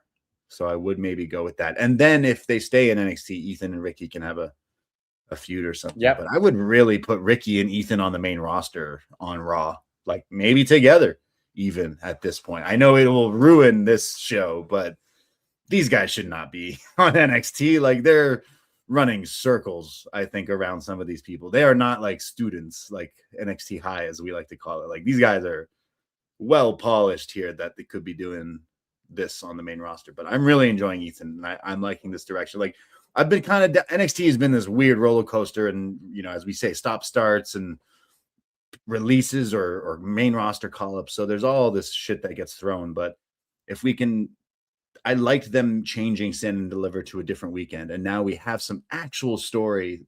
I'm okay. I like this. I like that we can go this way. I enjoyed the show. I enjoyed Stand and Deliver, and I thought this was a good episode. Vengeance Day, and I enjoyed this episode. It feels like they've now shaken off the cobweb since losing Trick and Ober and all those call-ups they just had. It feels like this roster now feels a bit more established for the time being, and I feel that, at least for now, Triple H has probably told Shawn, I ain't gonna fuck around until after Stand and Deliver, so we have a bit of a clearer path to that show. And I think they're setting up things quite nicely. Like, we're seeing a lot of the different directions they're going in. I did enjoy that triple threat match tonight. I enjoyed Soul and Lainey. I'm enjoying the stuff with Ethan and Ricky. I thought it was and the Tony promo was good. I thought this was a solid episode this week. And we have a big episode. Focused. Like next week, Booker T Appreciation Night. How could we not have a big NXT? 3 women's title matches, plus I'm sure we'll have more with the Ricky and Ethan stuff, Joe and everything. So yeah, looking forward to next week. Oh, that trios match also on top. Like, yeah, It should be a good show. And if you're listening and you are going to Houston, would love any live notes or anything from the show, as I like when they do tour, and it's tough when they're trying to make new stars and stuff. But let's hopefully they'll show up in Houston for Booker T next week. But yeah, we will be here next Tuesday as we talk all about NXT in Houston. But going forward to Stand and Deliver, yeah, I'm hoping we get some good stuff. I see Vanity Project, Sean Legacy, Eli Knight, or Hank and Tank thrown in there. I'm not sure.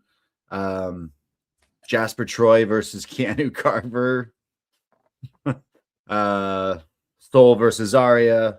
Maybe a women's ladder match in there. So yeah, 4-way main event for the men's title. So yeah, some things cooking up here in NXT. So there you go. That was our thoughts on what happened on NXT TV. Agree, disagree. Let us know in the comments. Do we have any feedback in our Facebook? I feel like we were alone on our island of watching NXT. Let's have a look.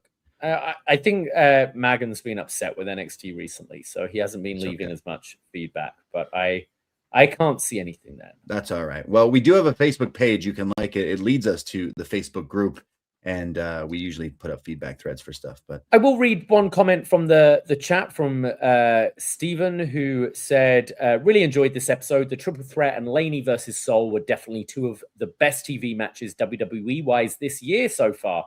Enjoyed the contender progression too.